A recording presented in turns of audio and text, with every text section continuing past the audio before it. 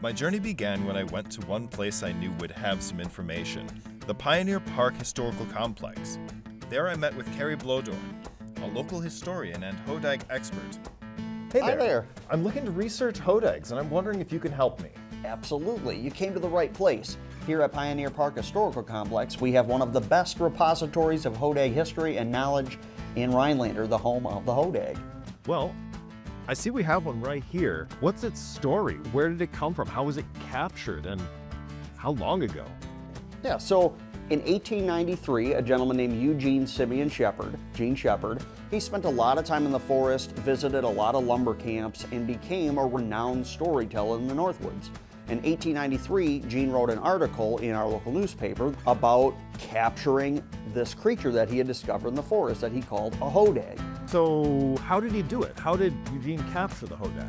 Gene purported to know where a hodag den was. They went out into the forest. They put a chloroform-soaked rag on a long bamboo pole, stuck it into this hole that the creature was laying down in, and captured a hodag and put it on display at the first Oneida County Fair in 1896. And then he took it to county fairs all across Wisconsin, and people believed this animal existed. So after putting the hodag on display all across the state of Wisconsin, and even taking it to the World's Fair in Chicago, people around the country started asking questions. People like the Smithsonian Institute in Washington, D.C.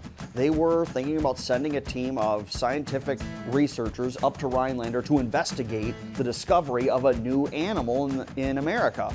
And that's when Gene had to let the hodag out of the tent, so to speak, and told everybody that it was just a hoax. When the community found out it was a hoax, how did they react? After the people of Rhinelander discovered that this was just a ruse, just a prank that Gene Shepard had been perpetrating, they still embraced it and adopted it as a part of the cultural fabric of their community. And Rhinelander today, known as the home of the hodag, 131 years later, everywhere you go in our community, you find hodags. If you're looking to learn more about hodags, there's a lot of places here in Rhinelander you can visit. The Rhinelander Chamber of Commerce, the Rhinelander High School, its mascot being hodag, of course. And just a couple blocks away from here is the Hodag Store, a dedicated hodag souvenir shop. Talk with Ben Burnell and he'll give you some more info. Excellent. Thank you so much. You're welcome.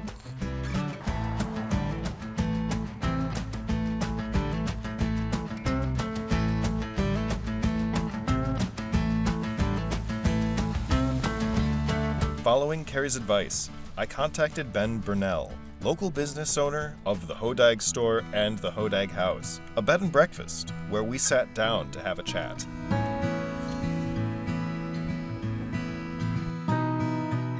Hey there, I have a couple questions to ask you about the hodag. I'd be glad to help you.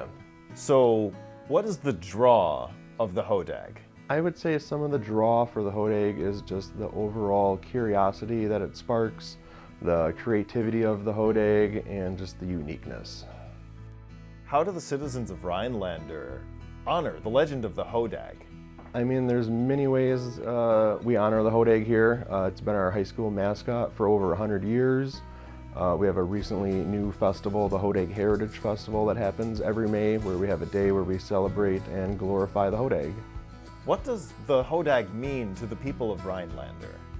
The hodag means quite a bit to the city. It's been around for every generation that's alive right now. We've grown up seeing these creatures. We have them everywhere in town. They're on our cop cars, our fire trucks, our water towers, and we even have stained glass hodags in our churches. So we're pretty serious about our hodags.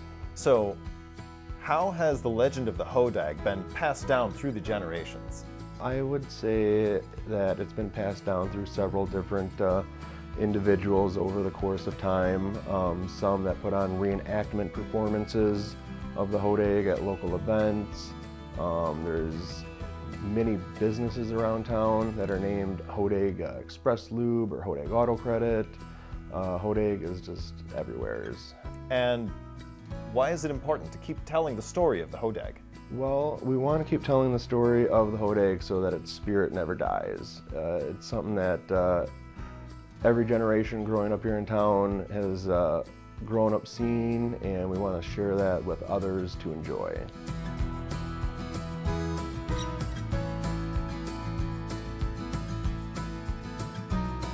Thank you so much for the interview. I appreciate it. Yeah. You have a wonderful day. Yeah, you too. Glad to help.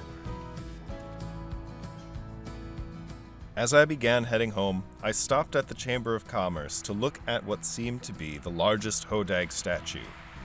There I realized that although I didn't find a living hodag, I learned much, much more.